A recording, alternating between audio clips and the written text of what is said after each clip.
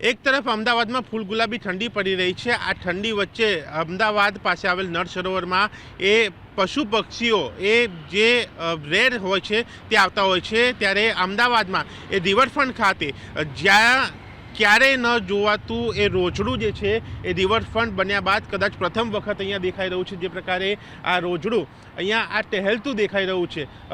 લગભગ જે Subhash bridge railway છે એ બ્રિજ સુધી આ રોજડું પહોંચ્યું છે।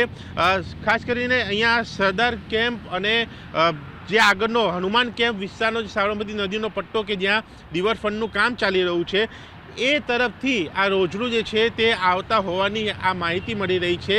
અને એ રોજડું હાલ આ રિવરફ્રન્ટમાં આંટાફેરા મારી રહ્યું છે, જેના કારણે લોકો માટે પણ એક કુતૂહલ સર્જાયું છે અને એક આકર્ષણનું કેન્દ્ર પણ બન્યું છે કે આ રોજડું આવ્યું ક્યાંથી। કારણ કે રિવરફ્રન્ટમાં પ્રથમ વખત આ પ્રકારે રોજડું દેખાવું એ પણ એક મોટી બાબત છે અને એ રોજડું અહીંયા દૂર કરવા માટે તંત્ર શું કરે છે એ પણ અહીંયા પ્રશ્ન છે। કારણ કે અહીંયા વાહનોની અવરજવર છે, સહેલાણીઓ પણ આવતા હોય છે, રાહદારીઓ પણ હોતા હોય છે, તેને આ રોજડું ક્યાંય નુકસાન ન કરે એ પણ જોવું જરૂરી છે। ત્યારે જોવાનું એ રહે છે કે તેને લઈને શું થાય છે। પરંતુ જે પ્રકારે આ રિવરફ્રન્ટ બન્યો છે, રિવરફ્રન્ટ બન્યા બાદ કદાચ પહેલી વખત આ પ્રકારે રોજડું દેખાયું છે, જેને એક અલગ નજારો, એક અલગ આકર્ષણ જે છે એ પણ ઊભું કર્યું છે।